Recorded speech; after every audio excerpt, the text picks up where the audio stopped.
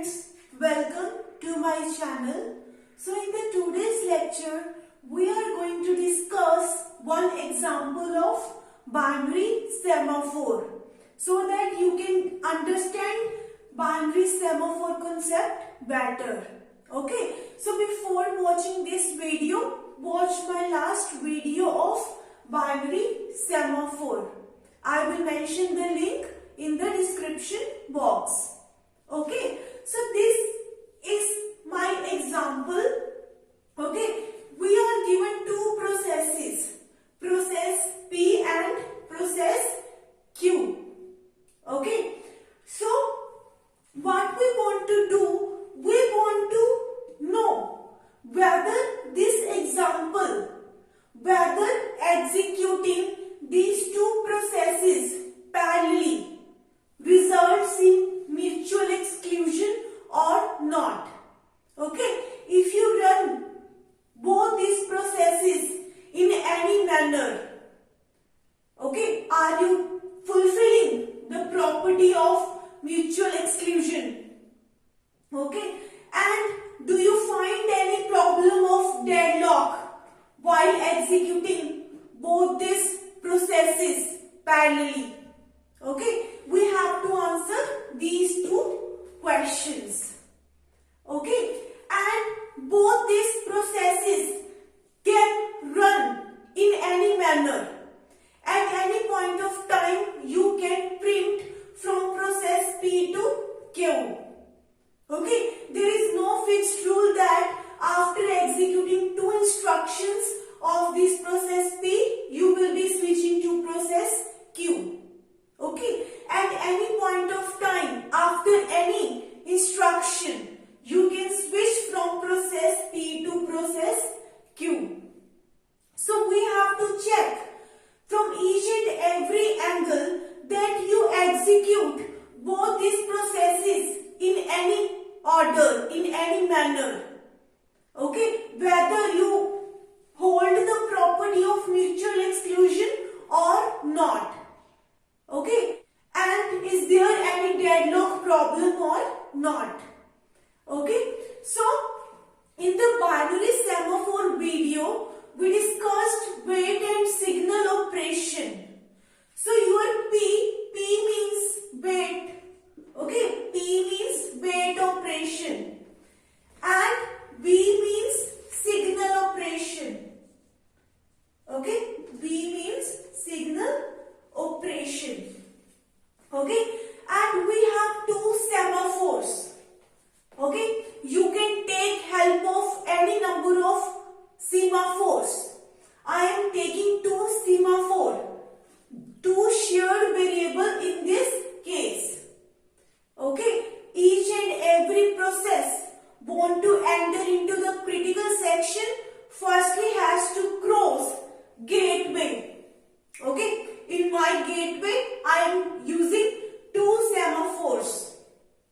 Okay, so if you want a strong password, okay, if you want good security, what you do, we have a 2 to 3 step of verification. Okay, so similar way we are using here two semaphores.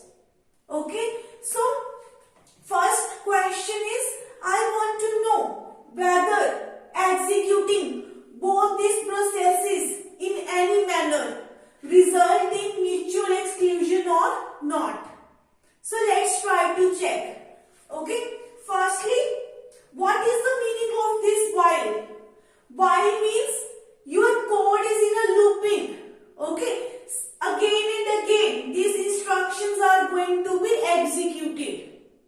Okay, while means these instructions are set in looping mode. Okay, again and again these instructions are going to be executed. So firstly, what I am trying to do, I am executing process P. Okay, and I am applying wait operation on semaphore S1. What does wait operation means? That you are going to check this semaphore variable value. If it is 1, you will be making this value to 0. Okay, and if it is 0 already, you will be stuck at this wait operation. You cannot move ahead. Okay, so I am applying wait operation on this S1 variable. It is 1. So what I am going to do? I am going to make it 0. That means you can now move ahead. Okay, semaphore variable value 1 means your one process can enter into the critical section. Okay, so now let's suppose I am executing this wait operation on semaphore variable S2. What is the meaning of this wait operation? I am checking the value of this variable. If it is 1, I am making it 0 and I am entering into the critical section. And if its value is already 0, you will be stuck at this point. You cannot move ahead. Okay, so I am going to make here 0. Okay, so now let's suppose you are printing now. Okay, we are switching from one process to process 2. We have only one CPU. We cannot allow multiple processes to execute on CPU at a time. At a time, one CPU can execute only one process. And I want to execute multiple processes parallelly, so that I can reduce the response time. Okay, so what I am going to do, I am printing from this process P to this process Q. Okay, so what I am going to do, I am checking this wait operation. Okay, I am going to check the value of this semaphore variable. It is already 0. Semaphore variable value 0 means no other process can enter into the critical section. Okay, semaphore variable value 1 means one process can enter into the critical section, and semaphore variable value 0 means no process can enter into the critical section. Okay, so your process Q is going to stuck at this point. It is going to stuck. Okay, you cannot move ahead unless this semaphore variable S1 value becomes 1. Okay, you are going to stuck at this point. Okay, and now again you are printing to your process P. You are giving your CPU to process P. Okay, you are going to enter into the critical section, and then you will be making S1, S2 value 1. Okay, this is your signal operation. At the exit section, you are allowing another processes to enter into the critical section. Okay, now what it is going to do, it is going to make it here 1 and 1. Okay, so now if this process gets chance to execute on CPU, now it is going to enter into the critical section because the semaphore variable value is now 1. It is going to make it 0. Okay, and it is going to enter into the critical section. And once it has done all of its operation, now it is going to make values 1. It is going to execute its signal operation. Okay, you can print your process after any instruction. Okay, you see that mutual exclusion property is holding. At a one particular point of time, you are able to just execute only one process. Okay, you are not able to execute more than one process at a time. Okay, either you will be executing your process Q or you will be executing your process P.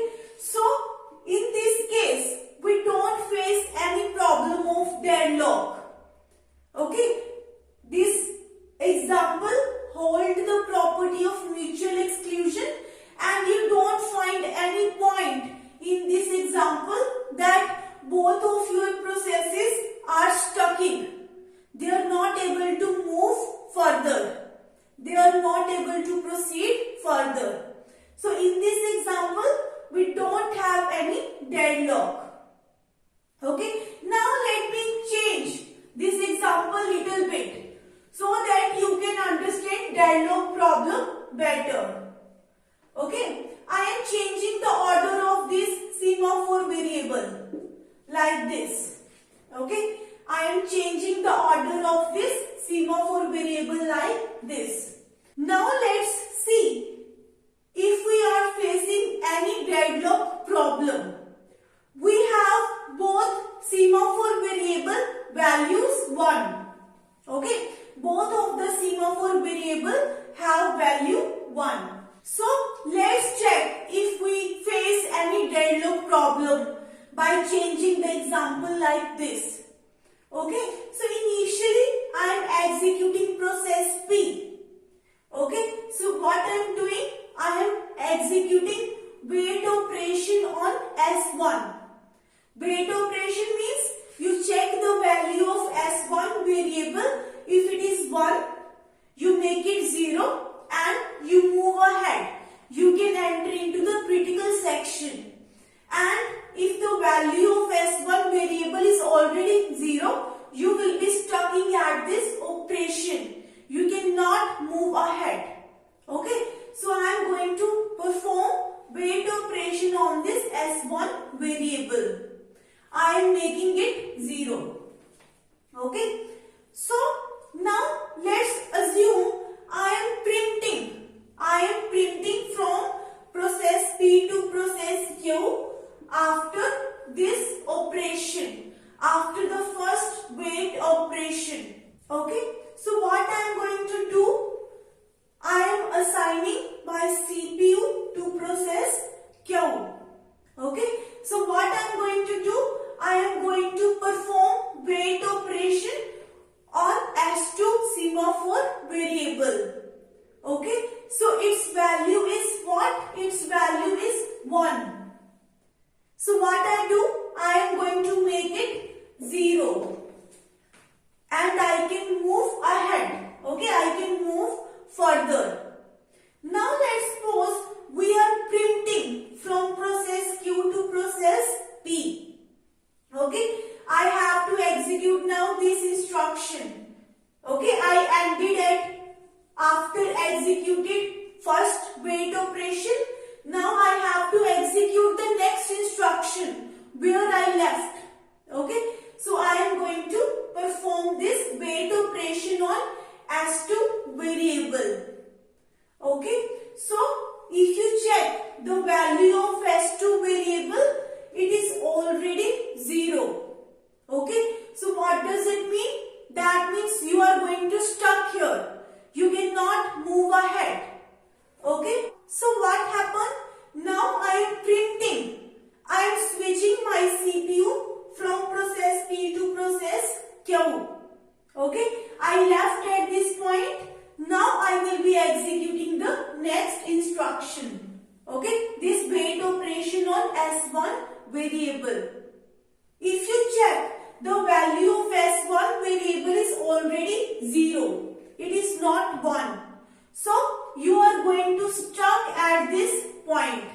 You cannot move ahead.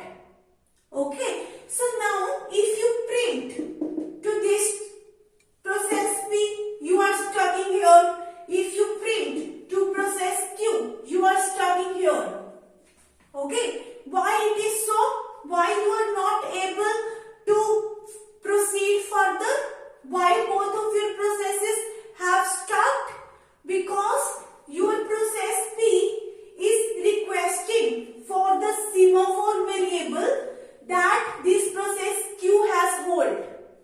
Okay, this process P need semaphore variable 2. But process Q has hold that semaphore variable. It is not going to release this semaphore variable. And your process Q is stuck because it wants semaphore variable S1, which your process P has hold. Your process P say, you give me semaphore variable S2, and your process Q say, process P, you give me semaphore variable S1. Okay, they both are fighting and no one want to release their semaphore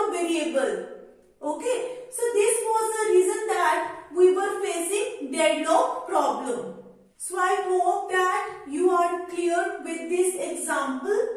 Okay. So if you have any query, I have mentioned my email ID in the description box. You can contact me on that email ID. If you like my video, please like, share and subscribe my channel.